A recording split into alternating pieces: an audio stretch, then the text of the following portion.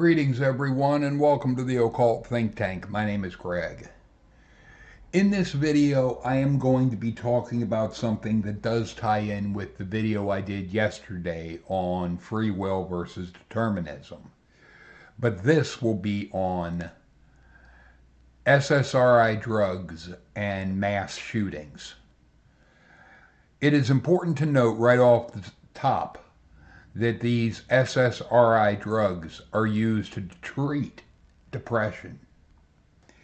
Yet these SSRI drugs cause, as their side effects, first we have anxiety, but if it would just be anxiety, that would be bad enough. But then we get into violent thoughts and violent actions, as well as suicidal thoughts, suicide, criminal behavior,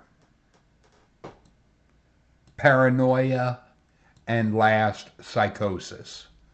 I will get into the aspect of what psychosis is a little bit later. But this is a very serious subject, and it is something that does tie in with the aspect of free will versus determinism, because if you are taking a medication that can cause, as a side effect, criminal behavior, and it is altering your mind in such a way that you have violent thoughts or suicidal thoughts, that means it is altering your brain in a way that it creates thoughts that may not be your own. Which brings in the aspect of, are you responsible for something, for actions that you do, when those actions were caused by the drug that you were taking to treat depression? Or, even worse, that it could be used for trying to quit smoking, which was in my case. But here's another that gets into possible side effects of SSRI drugs. Appetite loss or increase, weight gain or weight loss, nausea, diarrhea, decreased libido, and so forth. The vivid dreams, let me touch on that for a minute, because when I took Chantix to try and quit smoking, it did cause, to use the term, vivid dreams. They were wild. They were violent as hell. I remember that. The bad thing about Chantix, at least with me, I don't remember much or most of what I did when I was on Chantix. That, to me, is the most disturbing part of this. But I had stopped taking it when I had thoughts of suicide that come literally out of nowhere. And my girlfriend at the time, the one that has passed away, when I told her, she flushed them down the toilet. She was not having any of that. But I have reached and realized that what I go along with is more of a soft determinism. Soft determinism holds that we can have free will even if the future is determined, for we are free and responsible for our actions as long as these actions are caused in the right way. I would question if something being caused by an SSRI drug is to use the term in the right way. I would contend it's not in the right way because to my brain and the way I'm thinking, an action, your actions that you're responsible for would have to be caused by your own choice without any chemical influence whatsoever. Anything altering your mind diminishes your ability for what I would say is responsibility for your actions. But by the same token, if somebody is drunk and driving, yes, the alcohol is diminishing their cognitive abilities, but they're responsible for getting behind the wheel in the first place. So I'm a bit conflicted on the aspect of determinism and free will because I do feel as a society we absolutely need to have the idea of free will. But there are things that mitigating circumstances that would have me questioning if something was more determined by a drug or whatnot. Especially if somebody is taking a drug like I was to try and quit smoking, and as a result, an unexpected result, having very dark thoughts to suicidal thoughts of basically life being pointless. The thing is, some of the side effects, I'm going to be having this web page that I'm reading from in the description bar below if you want to look at the whole thing. I'm not going to cover the entire page, but I want to draw to your attention this section on SSRI can increase the risk of violence against others. Some of the side effects caused by SSRIs can increase the risk of violence against others. Perhaps the most risky, emotionally blunting, or detachment have been linked to SSRI used, and many people who have taken the drugs report not feeling or not caring about anything. There's also been established causal relationship between SSRI and the SSRI use and psychosis and hallucination, which are known to increase the risk of violence in individuals. Now, before I go any further, I want to just clarify for everybody what is psychosis. The word psychosis is used to describe conditions that affect the mind where there has been some loss of contact with reality. When someone becomes ill in this way, it is called a psychotic episode. During a period of psychosis, a person's thoughts and perceptions are disturbed, and the individual may have difficulty understanding what is real and what is not. Excuse me. Symptoms of psychosis include delusions, and they have in parentheses false beliefs, and hallucinations, seeing and hearing things that others do not see or hear. Other symptoms including incoherent or nonsense speech and behavior that is inappropriate for the situation. A person in a psychotic episode may also experience depression, anxiety, sleep problems, social withdrawal, lack of motivation, difficulty functioning overall. I have a bit of an issue with the aspect of delusions and false beliefs. because that ties into when I had my battle with the Army on the subject of aliens and and missing time. Now, I recognize what I was saying is an argument from ignorance. The I don't know so X is an argument from ignorance.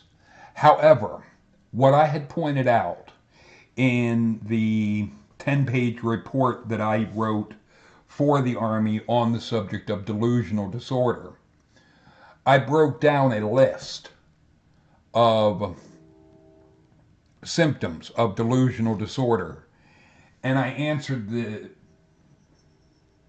checklist in two different ways. One as an atheist talking about aliens, and the other as a religious person. And what I made crystal clear in that was the things that were called delusions or false beliefs when it came to the subject of aliens were openly called. These are delusions. But when you have the same thing and it is put in a religious context, then it is just called, oh, the person's religious. That is called a double standard. It is one of the aspects that got me medically cleared in an hour and a half. The thing is,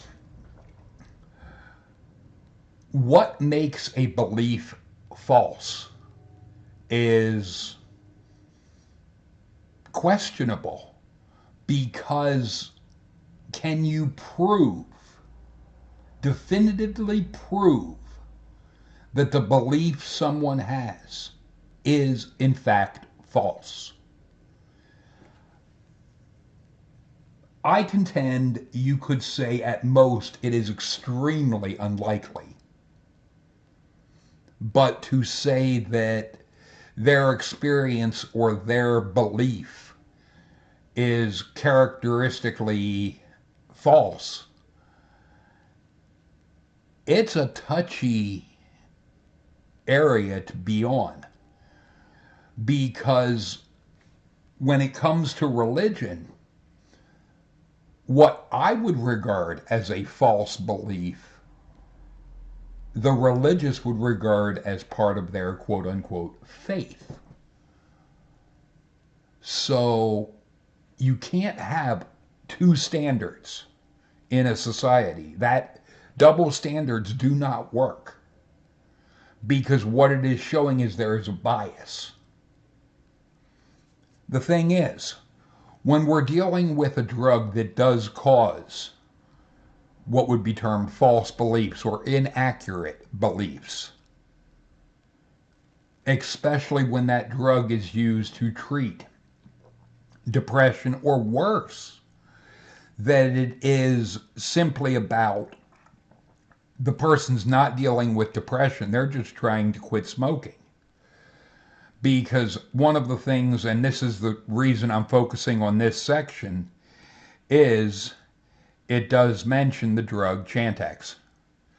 But researchers concluded that violence against others was a genuine and serious adverse drug event.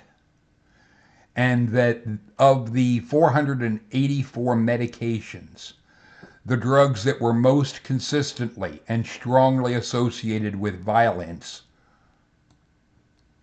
were with the smoking cessation medications. This is something that I find very disturbing. That what we have is the drugs that were most consistently and strongly associated with violence were the smoking cessation medications. And it specifically mentions Chantix, which is what I had been taking when I had the incident that caused my girlfriend to just throw the pills away. The thing is, I didn't have what would be termed a psychotic episode. I was at work And out of nowhere, I had a wave of thoughts of life is pointless and so forth. And I am introspective enough that I was able to look at it and say something, I could analyze myself and be something isn't right. There's something wrong. I knew something was wrong. The thing is, if somebody isn't as introspective as I am, they might not even have noticed or picked up on something is wrong and would have simply acted on the thoughts that would have come because of that drug, which can make for very dangerous outcomes. The thing is, this is a very lengthy article, but it goes into the aspect of mass shootings. And mass shootings, yes, they're a tragedy. But the media fills with psychiatrists who say that individuals do not seek the help they need and that are with the proper treatment, the tragedy may be prevented. But research doesn't support that philosophy. In fact, depression in particular doesn't lead to violence. Yet the increase in SSRI antidepressants being widely prescribed, the rise in mass shootings has increased right along with it. And evidence shows that many mass shooters were either taking or had recently taken SSRI drugs. And they give some examples of people that are known to either had been taking or just stopped taking SSRI drugs. And it goes back to 89. But it goes through and names a bunch. And I will have this link in the description section below, but I do want to point out the 2001 Andrea Yates drowned all 5 of her children. She was taking epinephrine and was suffering from delusions about satanic possession. The murder of her children led epinephrine. The murder of her children led epinephrine to the homicidal thoughts in the medication side effects. Although it's a rare side effect manifesting in 1 in 1,000 patients. Over 19 million prescriptions were written and filled in 2005. That's an estimated 19,000 people suffering from homicidal thoughts because of the medication. That is a very large number of people. 1 in 1,000 patients have this, and over 19 million prescriptions were written and filled in 2005. You can't ignore the effects and act like it's all the gun when you have the drugs like this, like are mentioned here, Prozac, so forth, that directly can have a direct correlation to the actions that these people were taking. Because it meant in 2008, this Stephen, whatever the hell his last name is, was prescribed Prozac, Xanax, and Ambien, a sleeping medication, for 3 weeks before walking into North Illinois University, killing 6 people and wounding 21, with 3 pistols. And he had stopped taking the antidepressants because it was making him feel like a zombie. I would question, did he stop taking them soon enough? Or is there something else that could be potentially linked? And the aspect of the SSRI drugs. It's far from conclusive that the drugs can be ignored. I don't think they can be. The effect of them, I think, is something that people need to be aware of. But this is a very lengthy article, but it is one that is well worth looking at, because there is definitely a media-driven narrative regarding mass shootings. And the antidepressants and SSRI drugs seems to get, at least as far as the media is concerned, gets a pass. And I don't think it should. Especially when, like in my case, I wasn't being treated for depression. It was all about trying to quit smoking. Because if trying to quit smoking means that you could have these thoughts that are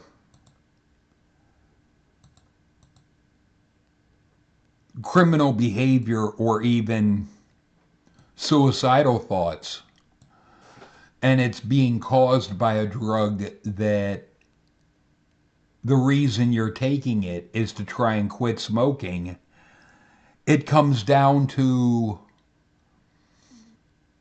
basically what my girlfriend and I had decided, or what she decided and I went along with, was it's better for me to smoke and be the person that I naturally am than to be on a drug and potentially lash out in a way that is just not normal for me.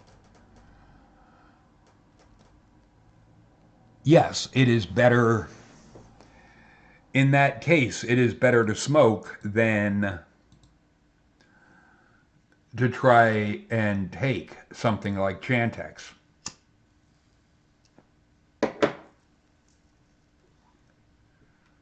This is why I have adopted more of a soft determinist position, because I still hold that we are responsible for our actions, but at the same time, I do think we can't ignore the side effects of different drugs that are being pumped out and prescriptions being written and so forth as if they're candy. These drugs are not candy. They're not something that should just be given. And this is also something that I was concerned about regarding the depression that I had felt over the death of my ex. It is the biggest reason why I didn't try talking to anyone in a professional setting. And I won't at all. I'm fine now, but the thing is, the reason I wouldn't is it is more than likely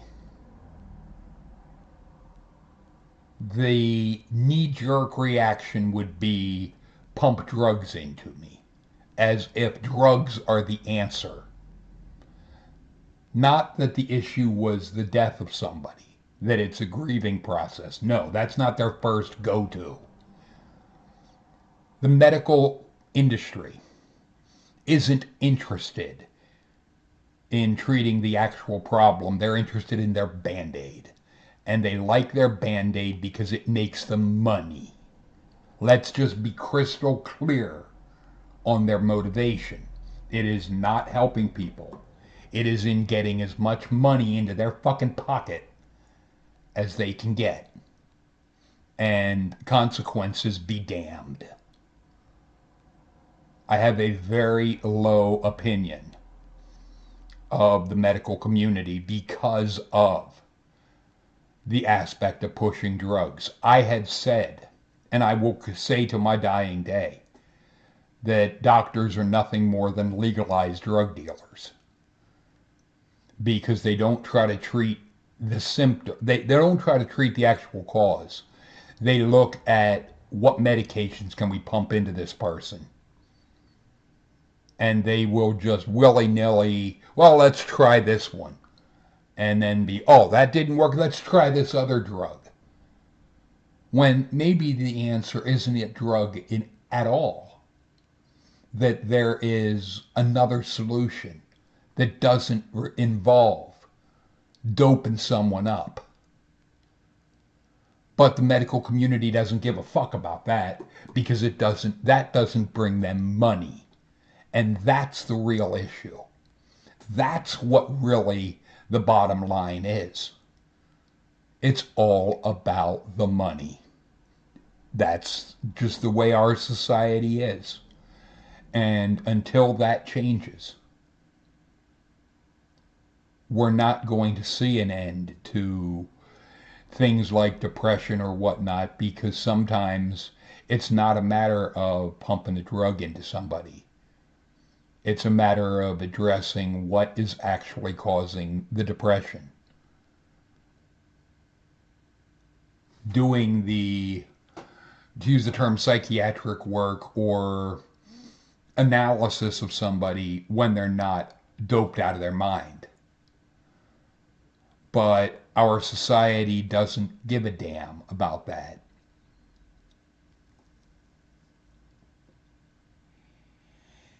It makes me very disgusted with our world, especially when what is being done, these mass shootings and so forth, they're taking the lives of innocent people. And the actions are horrible. But I question how much of it was that person wanting to do it and how much of it was the drug that they were given. Like I've said, I don't think you can completely dismiss the drug and just push it off on, well, the person is responsible for their actions. That the drug altering their mind would definitely bear some responsibility. But feel free to leave your thoughts and comments in the comment section.